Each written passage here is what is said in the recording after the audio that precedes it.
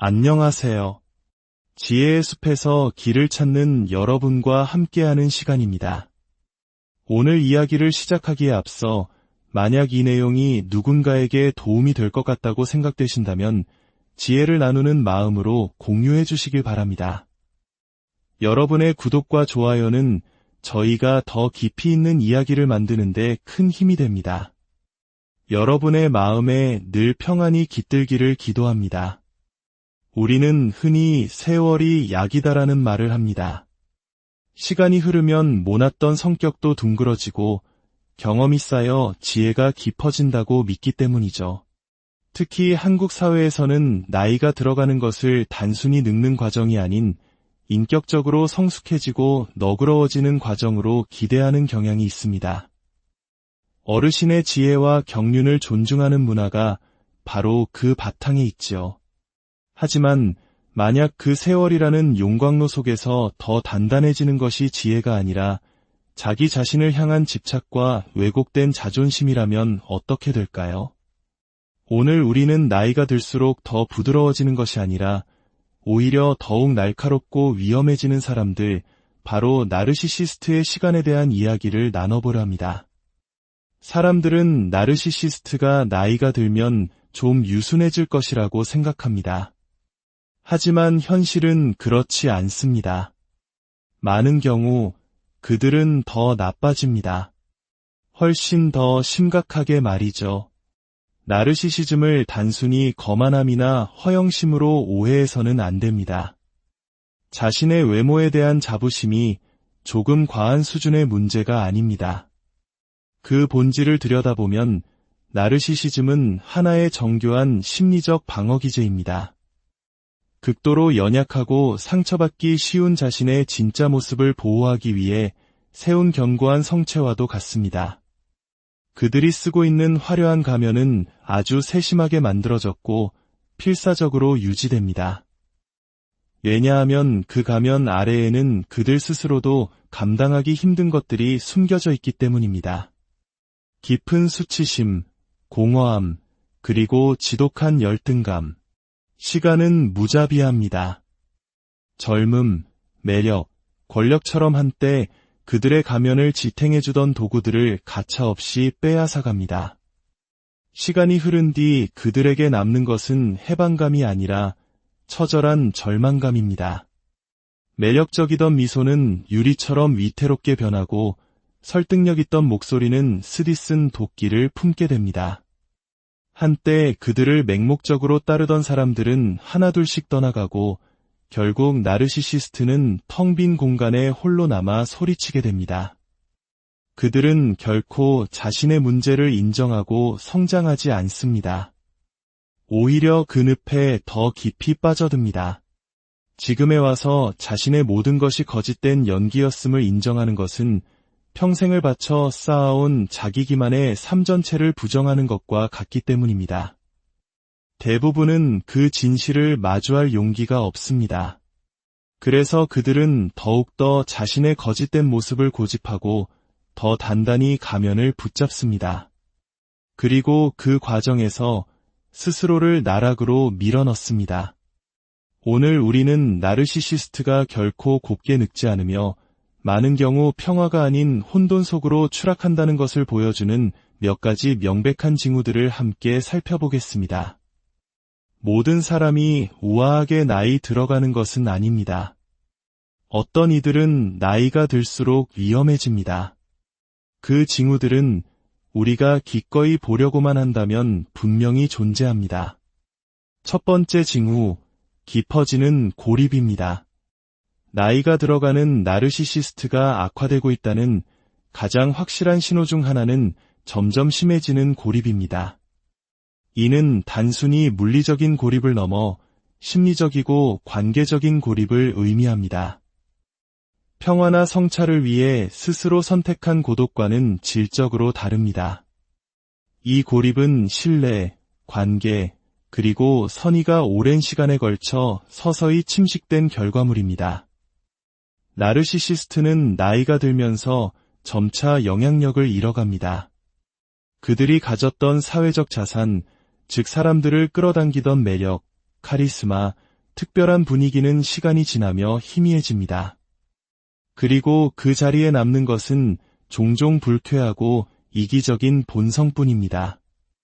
사람들은 마침내 그들의 가면 뒤에 숨겨진 진짜 모습을 꿰뚫어 보기 시작합니다. 물론 나르시시스트가 어리석은 것은 아닙니다. 그들은 종종 사회적 신호를 읽는데 매우 능숙합니다. 하지만 여기에 역설이 있습니다. 그들은 그 신호를 읽고도 적응하거나 변화하지 않습니다. 왜일까요? 변화한다는 것은 자신이 틀렸음을 인정하는 행위이기 때문입니다. 수십 년 동안 공들여 만들고 지켜온 위대한 자아상을 스스로 재검토해야 한다는 의미입니다. 그들에게 그것은 죽음과도 같은 공포입니다. 그래서 그들은 변화의 불편함을 마주하는 대신 모든 것을 다른 사람의 탓으로 돌리는 길을 선택합니다. 그들은 주변 사람들을 비난하고 공격하며 결국엔 스스로 관계로부터 후퇴합니다. 그들은 놀라운 속도로 자신이 건너온 다리들을 불태워버립니다.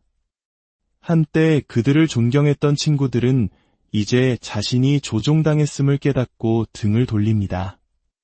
가족들은 언제 터질지 모르는 시한폭탄 옆을 걷는 듯한 살얼음판 같은 관계에 지쳐갑니다. 직장 동료들은 더 이상 존경심을 표하지 않습니다. 이것은 단순히 사람들이 나르시시스트를 떠나는 문제가 아닙니다.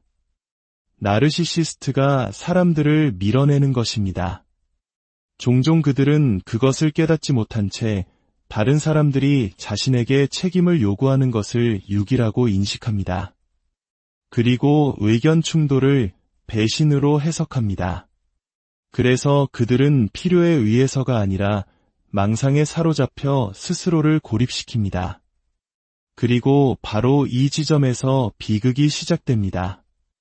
나르시시스트는 스스로에게 이렇게 말할 것입니다. 나는 저들보다 뛰어났기 때문에 외로운 것이다. 저들이 나를 질투했어. 그들은 은혜를 모르는 배신자들이야 라고 말이죠. 하지만 그 허세 뒤편, 마음속 깊은 곳 어딘가에서 그들은 진실을 알고 있습니다. 자신이 혼자라는 것을, 더 이상 전화벨이 울리지 않는다는 것을, 어떤 모임에도 초대받지 못한다는 것을 말입니다. 그리고 그 차가운 진실이 밤마다 그들의 영혼을 갉아먹습니다. 이 단계에서 우리가 목격하는 것은 단순한 고립이 아닙니다. 그것은 유배입니다. 5월감이라는 가면을 쓴 스스로 자초한 유배입니다. 나이가 들수록 그들의 세상은 점점 더 작아집니다. 인생이 잔인하게 그들의 세상을 빼앗아갔기 때문이 아니라 그들 스스로가 자신의 세상을 불태워버렸기 때문입니다. 그리고 그들은 결코 그것을 인정하지 않을 것입니다. 인정하는 순간 가면이 진짜가 아니었음을 시인하는 셈이니까요. 그리고 만약 가면이 진짜가 아니었다면 자신은 대체 누구였을까요? 이 질문은 대부분의 나르시시스트가 감당하기에는 너무나도 끔찍한 질문입니다. 그래서 그들은 혼란스럽고 분노에 찬 채로 홀로 남겨집니다. 그리고 무엇보다도 한때 그토록 갈망했던 진정한 친밀감으로부터 완전히 단절된 채로 말입니다. 두 번째 징후, 과거에 대한 강박적인 집착입니다. 나이든 나르시시스트가 쇠퇴하고 있다는 또 다른 명백한 신호는 과거, 특히 자신의 화려했던 과거에 대한 비정상적인 집착입니다. 여러분은 아마 끊임없이 듣게 될 것입니다. 왕년에 내가 존경받던 시절에는 말이야. 사람들이 나를 얼마나 우러러봤는지 알아? 자네는 내가 얼마나 중요한 사람이었는지 상상도 못할 걸세. 이것은 영혼을 따뜻하게 만드는 아름다운 추억 회상이 아닙니다.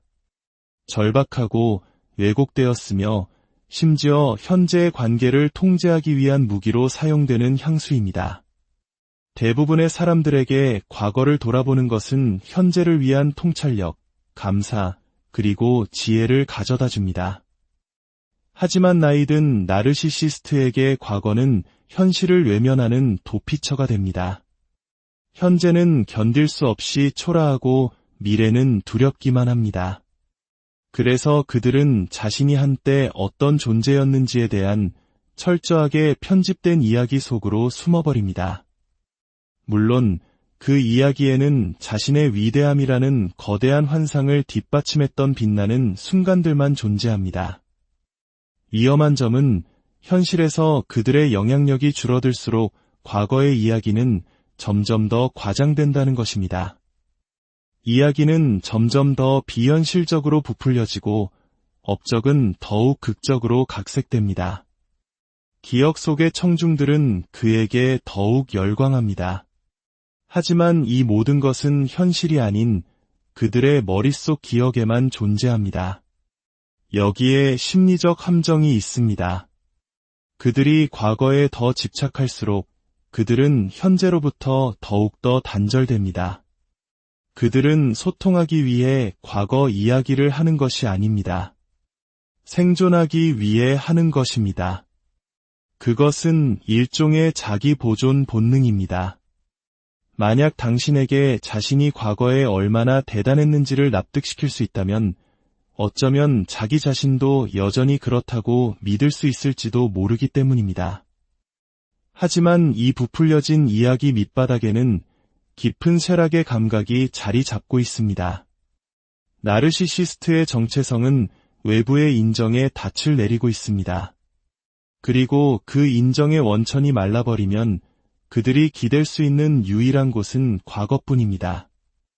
그들은 자신의 영광스러웠던 시절을 사람들에게 계속 상기시키는 것이 영감을 주기는커녕 오히려 사람들을 밀어내고 자신의 결핍을 드러낸다는 사실을 깨닫지 못합니다. 그것은 그들의 현재 자아 개념에 얼마나 큰 공백이 있는지를 드러냅니다. 그들이 끊임없이 되새기는 그 순간들 이후로 의미 있는 어떤 것도 쌓아오지 못했다는 사실을 폭로하는 셈입니다. 주변 사람들은 그것을 눈치챕니다. 사람들은 더 이상 귀 기울이지 않습니다. 이야기가 낡아서가 아니라 공허하게 들리기 때문입니다. 불안감이라는 텅 빈 방 안의 메아리처럼 말입니다. 이를 감지한 나르시시스트는 더 큰 소리로, 더 자주, 더 절박하게 이야기합니다. 가면이 미끄러져 내리고 균열이 넓어지고 있기 때문입니다. 어쩌면 충분히 여러 번 말하면 다시 한번 그 거짓을 믿을 수 있을지도 모른다고 생각하면서 말입니다. 하지만 그들 자신조차 더 이상 그것을 믿지 않습니다. 그리고 그것이 바로 비극입니다. 과거에 대한 집착은 향수가 아닙니다. 그것은 증거입니다. 그들이 연기했던 그 사람이 이제는 사라졌거나 어쩌면 처음부터 존재하지도 않았다는 명백한 증거입니다. 세 번째 징후, 깊어지는 피해자 의식입니다. 나르시시스트가 나이가 들고 세상이 더 이상 그들을 중심으로 돌아가지 않을 때 또 다른 교활한 변화가 일어나기 시작합니다. 그들은 피해자라는 역할에 더욱 깊이 빠져듭니다. 이것은 진정한 역경에 맞선 사람의 정직한 고통이 아닙니다. 이것은 모든 불행을 개인적인 공격으로, 모든 불편함을 거대한 배신으로 둔갑시키는 전략적이고 파괴적인 종류의 피해자 의식입니다. 나르시시스트가 더 이상 지배나 매력을 통해 존경을 얻을 수 없게 되면 그들은 전략을 바꿉니다. 특히 나이가 들어 다른 수단들을 잃어버렸을 때 감정적인 주도권을 되찾는 가장 효과적인 방법은 바로 동정심을 유발하는 것입니다. 그들은 동정, 질병, 경제적 어려움, 가족과의 불화 등을 무기로 사용합니다. 이것들은 성장의 기회가 되는 시련이 아니라 관심을 끌고 더 중요하게는 통제력을 행사하기 위해 고안된 연기가 됩니다. 물론 나이가 드는 과정에 고통이 따르지 않는다는 말은 아닙니다. 하지만 나르시시스트의 마음속에서 고통은 결코 우연한 상황이 아닙니다. 그것은 언제나 개인적인 사건입니다. 이런 일이 나에게 일어나는 거지? 그들은 묻습니다. 실존적인 성찰에서 비롯된 질문이 아니라 우주 혹은 바로 당신이 자신에게만 유독 부당한 잘못을 저질렀다는 특권의식에서 비롯된 질문입니다. 그리고 이 지점에서 이야기는 더 어두워집니다. 그들의 서사는 점점 더 편집증적으로 변합니다. 그들은 다른 사람들이 자신을 해치려는 음모를 꾸미고 있다고 의심하기 시작합니다. 친척, 친구, 심지어 낯선 사람들까지도요. 누군가 설정한 건강한 경계선은 공격으로 받아들여지고 모든 의견 차이는 배신이 됩니다. 그들은 자신의 삶 전체를 불이라는 렌즈를 통해 재구성합니다. 나는 모든 것을 바쳤는데 내게 돌아온 것을 보라지. 이것은 순교자 콤플렉스지만 고귀한 종류의 그것이 아닙니다. 상처받은 모습으로 이장한 교묘한 조종일 뿐입니다. 이스디슨 피해자의식은 그들을 더욱 고립시킵니다. 사람들은 그 패턴을 보기 시작합니다. 대화는 감정적으로 소진되고 모든 상호작용에는 죄책감이나 불만이 섞여 있습니다. 결국 주변 사람들은 침묵하거나 완전히 떠나버립니다. 그리고 무엇이 남을까요? 홀로 앉아 오직 자기 자신만이 믿는 이야기를 되풀이하는 나르시시스트가 남습니다. 그 이야기 속에서 그들은 언제나 영웅이었고 그 다음엔 희생자였지만 결코 문제의 원인이었던 적은 없습니다. 이것이 핵심입니다. 나르시시스트가 비참하게 늙어가는 이유는 그들이 책임을 받아들일 수 없기 때문입니다. 그들은 자신의 불행을 만드는데 스스로가 한 역할을 직시하기보다는 차라리 잔인한 세상의 희생자가 되기를 선택합니다. 이것은 단지 슬픈 일이 아닙니다. 위험한 일입니다. 한 사람이 성장하고 성찰하고 자신의 삶에 대한 주인의식을 갖기를 거부할 때 그들은 원망에 잠식되기 때문입니다. 그리고 방치된 원망은 관계를 파괴할 뿐만 아니라 영혼 그 자체를 갉아먹습니다. 네 번째 징후, 매력은 줄고 통제는 늘어납니다. 나르시시스트가 나이가 들면서 관찰할 수 있는 가장 미묘하지만 위험한 변화 중 하나는 바로 이것입니다. 매력은 사라지고 그 자리를 통제가 대신합니다. 한때 방 안의 모든 사람을 사로잡았던 그 자석 같은 성격, 그 생기 넘치는 에너지는 영원히 지속되지 않습니다. 시간은 언제나 무자비합니다. 외모는 시들고 기력은 쇠하며 영향력은 약해집니다. 그리고 남는 것은 여전히 자신의 환경을 필사적으로 지배하려 하지만 이제는 손에 쥔 무기가 거의 없는 사람입니다. 나르시시스트가 점거나 힘의 정점에 있을 때 그들은 당신을 노골적으로 통제할 필요가 없습니다. 그들의 매력 자체가 은밀한 조종술이기 때문입니다. 그들은 아첨, 유혹, 연기를 통해 원하는 것을 얻습니다. 하지만 매력은 비용이 많이 듭니다. 에너지와 노력이 필요하며 그 연기를 여전히 믿어주는 관객이 있어야 합니다. 나이가 들어 그 모든 것이 사라지면 그들은 조급해집니다. 그래서 조종은 점점 더 노골적이고 강압적으로 변합니다. 세련미는 줄고 폭력성이 늘어납니다. 그들은 설득하는 대신 강요하기 시작합니다. 카리스마가 있던 자리에는 죄책감을 심는 기술이 들어섭니다. 그들은 침묵, 수동적 공격, 감정적 폭발, 또는 수치심을 이용하여 원하는 것을 얻으려 합니다. 왜일까요? 그들의 매력은 처음부터 관계를 위한 것이 아니었기 때문입니다. 그것은 통제를 위한 도구였습니다. 그리고 이제 위장막이 벗겨지자 그들은 어떤 대가를 치르더라도 지배하려는 핵심 전략을 드러냅니다. 통제는 단순히 심리적인 것을 넘어 실존적인 생존 전략이 됩니다. 나르시시스트의 정체성은 타인의 인정 위에 세워진 위태로운 건축물이라는 것을 기억하십시오. 사람들이 자발적으로 그들을 칭송하는 것을 멈출 때 나르시시스트는 포기하지 않습니다. 오히려 더 꽉 움켜집니다.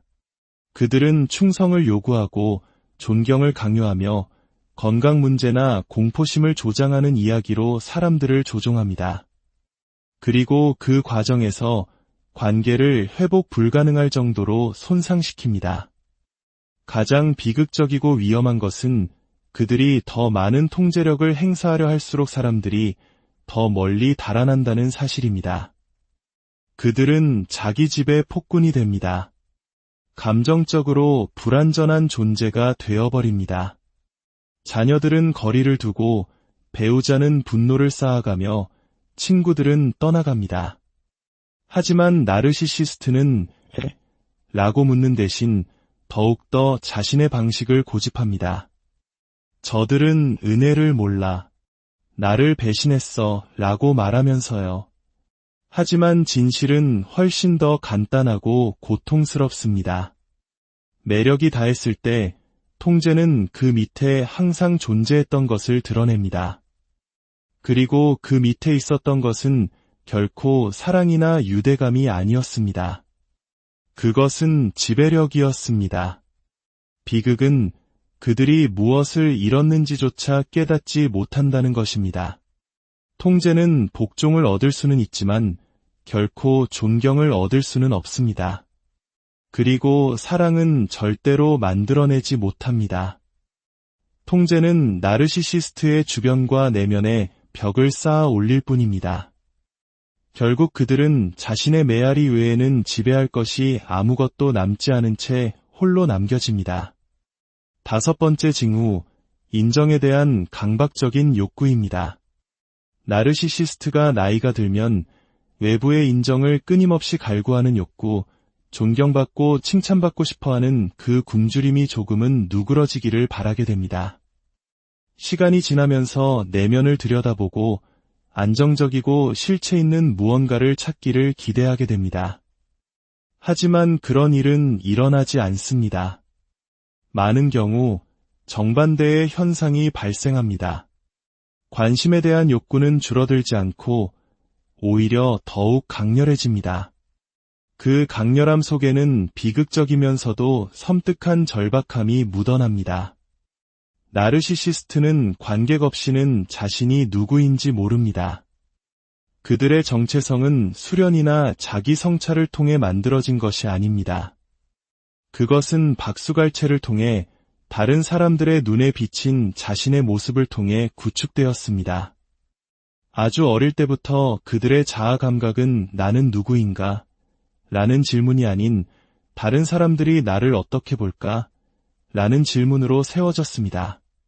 젊음의 에너지, 아름다움, 지위를 가졌을 때는 그것이 통할 수 있습니다.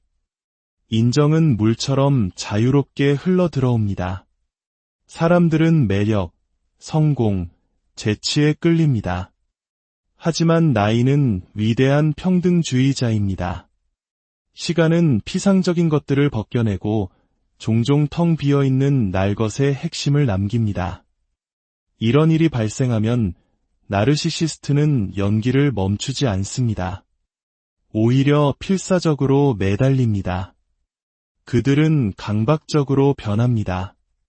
인정은 일종의 마약이 됩니다. 그리고 모든 중독이 그렇듯 효과가 감소함에 따라 복용량은 늘어나야만 합니다. 소셜미디어는 그들의 무대가 됩니다. 그들은 끊임없이 게시물을 올리고 자신의 삶을 극적으로 연출하며 과도하게 공유합니다. 모든 사진, 모든 댓글, 모든 좋아요는 인공적인 자기 가치를 주입하는 또 한 번의 마약 투여와 같습니다. 그것은 진정성이 아닌 철저한 연기입니다. 그리고 그들은 자신이 실존한다고 느끼기 위해 그것을 필요로 합니다. 여기서부터 병적인 양상이 나타납니다. 부정적인 관심조차도 연료가 됩니다. 사랑받을 수 없다면 그들은 부러움의 대상이 되는 것에 만족할 것입니다. 부러움의 대상이 될 수 없다면 두려움의 대상이라도 되려 합니다. 두려움의 대상조차 될 수 없다면 최소한 주목이라도 받으려고 합니다. 나르시시스트에게 최악의 것은 비판이 아니라 무관심입니다. 그래서 그들은 드라마를 만들어내고 험담을 하며 희생자나 영웅 혹은 둘 다를 연기합니다. 스포트라이트가 꺼지지 않게 하기 위해서라면 무엇이든 합니다. 이러한 행동은 단순히 짜증나는 것을 넘어 그들의 내면을 깊이 드러냅니다. 여러분이 목격하고 있는 것은 자아가 생명 유지 장치에 의존하고 있는 사람의 모습입니다. 그들은 감정적으로 영양실조 상태입니다. 내부적으로 안정된 자아 감각을 생성할 수 없기 때문에 다른 사람들에게서 그것을 흡수합니다.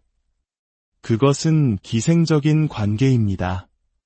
그리고 나이가 들고 주변 사람들이 줄어들면서 그들은 찾을 수 있는 존경의 부스러기라도 유지하기 위해 더욱 교묘해집니다. 대부분의 사람들은 가치의 중심을 옮기며 나이 들어갑니다. 기여, 유산, 영적인 깊이에서 의미를 찾기 시작합니다. 하지만 나르시시스트는 보여지는 모습에 집착합니다. 단순히 육체적인 외모뿐만 아니라 중요해 보이는 모습의 말입니다. 그들은 의미 있는 존재가 되고 싶은 것이 아니라 의미 있게 보이고 싶은 것입니다. 실제적인 영향력이 아니라 인식되는 영향력이 중요합니다. 그래서 그들은 그것을 조작하고 증폭시킵니다. 그리고 그것이 통하지 않을 때 그들은 나락으로 떨어집니다. 이 인정에 대한 집착은 결국 깊은 원망을 낳습니다. 세상은 더 이상 박수를 쳐주지 않고 앞으로 나아가기 때문입니다. 진정한 자아를 구축하지 못한 나르시시스트는 더 이상 오지 않는 인정을 찾아 헤매게 됩니다. 그들은 다른 사람들을 탓합니다. 질투하고 배신했으며 은혜를 모른다고 말입니다.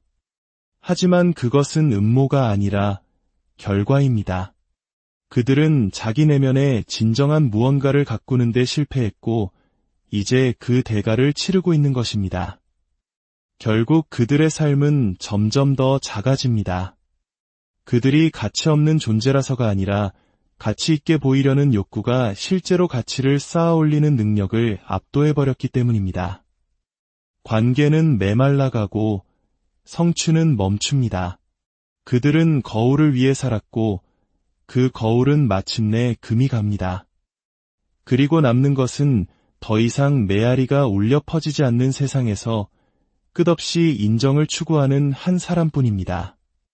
만약 당신이 이 이야기를 들으며 누군가의 모습 혹은 신이시여 자기 자신의 모습에서 이러한 패턴을 발견했다면 아직 늦지 않았습니다. 하지만 어려운 질문을 던져야 합니다. 아무도 보고 있지 않을 때 나는 진정 누구인가? 박수갈채를 쫓는 것을 멈추고 자신을 마주하기 시작할 때 비로소 진실과 함께 사는 삶을 시작할 수 있습니다. 그리고 그것만이 유일하게 중요한 인정입니다. 6번째 징후, 걷잡을 수 없는 분노와 원망입니다. 나르시시스트가 나이가 들면서 악화되고 있다는 가장 경고적인 신호 중 하나는 여과 없이 터져나오는 분노와 뿌리 깊은 원망의 증가입니다. 이것은 가끔 느끼는 좌절이나 짜증과는 차원이 다릅니다. 이것은 훨씬 더 어두운 무언가입니다. 수십 년 동안 방치된 나르시시즘이 내면에서 썩어 문드러지기 시작할 때 일어나는 현상입니다. 그것은 쓰디쓴 독이 되고 폭발적으로 터져나옵니다.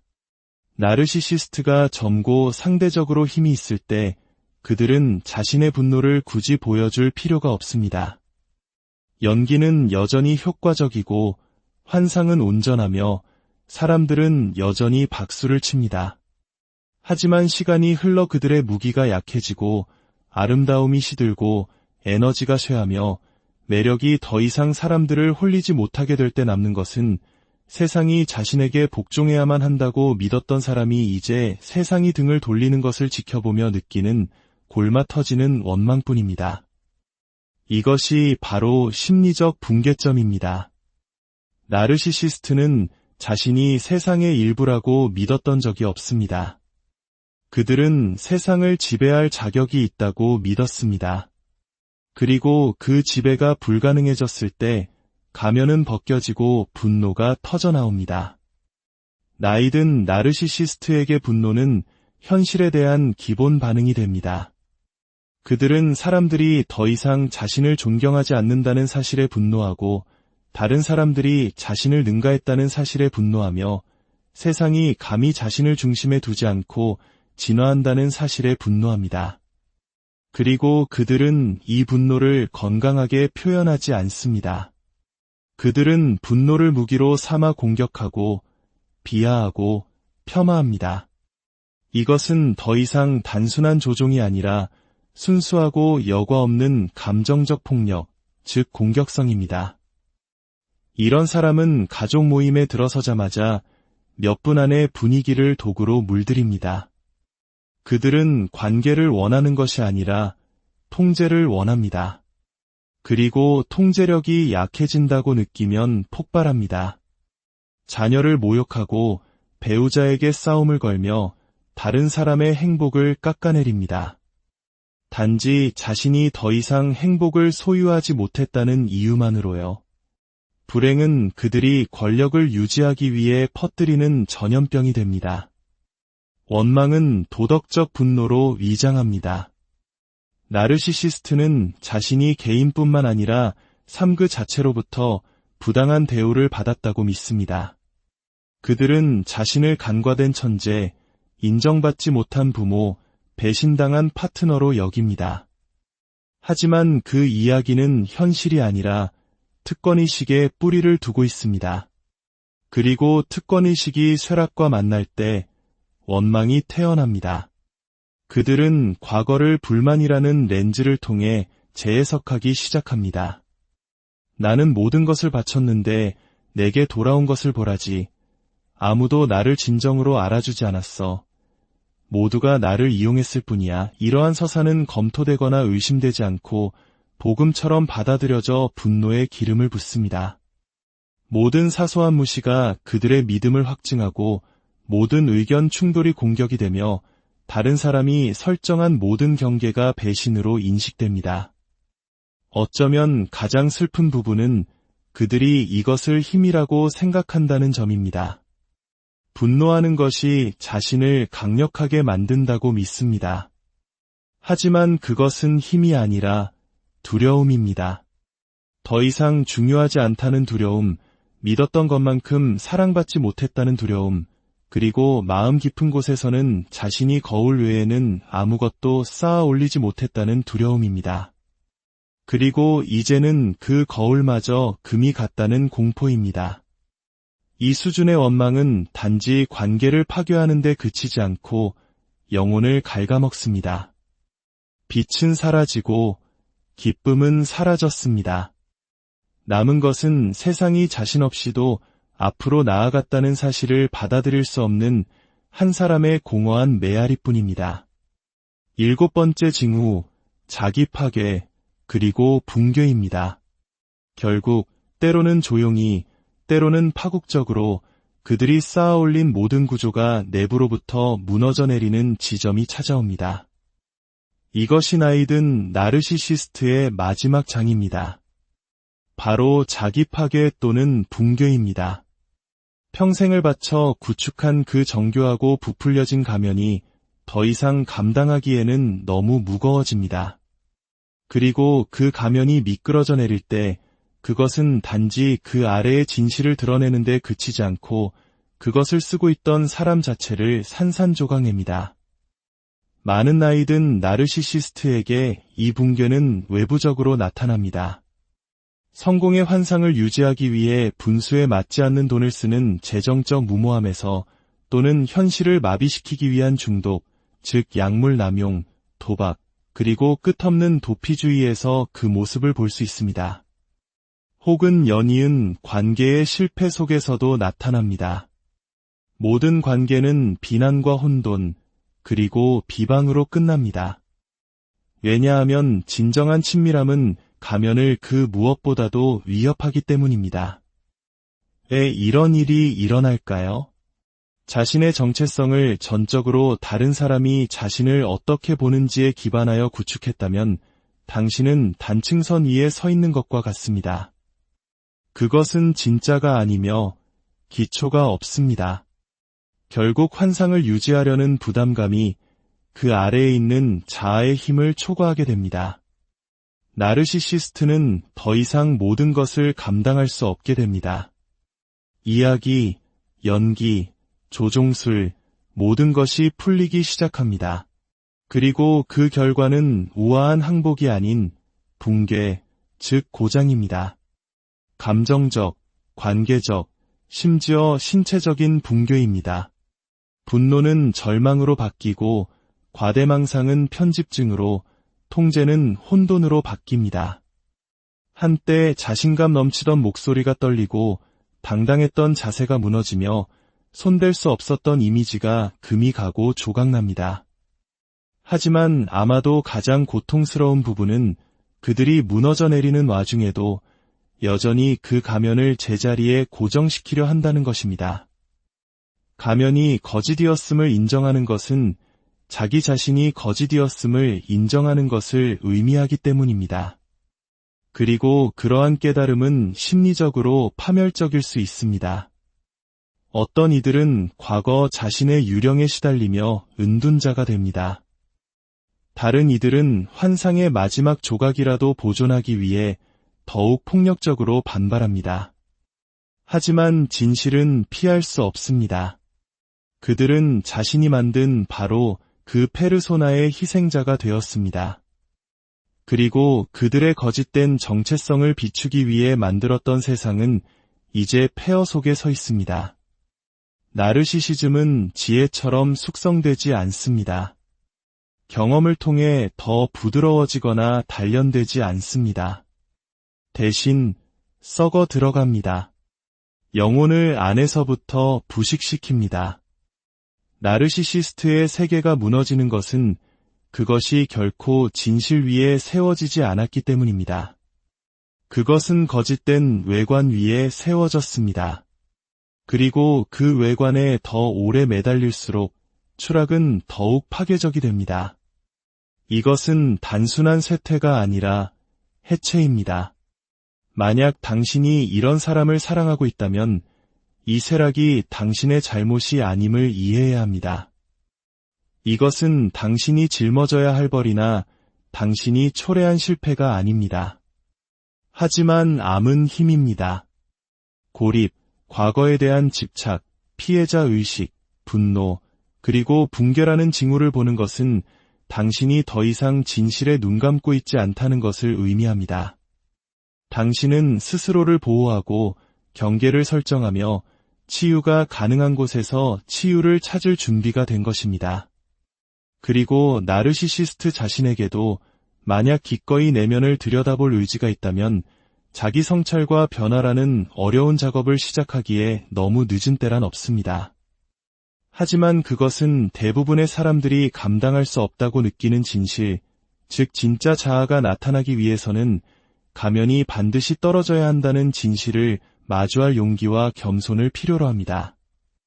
이 해체의 과정을 인식하되 절망하지 마십시오. 왜냐하면 진실로부터 구원의 가능성이 오기 때문입니다.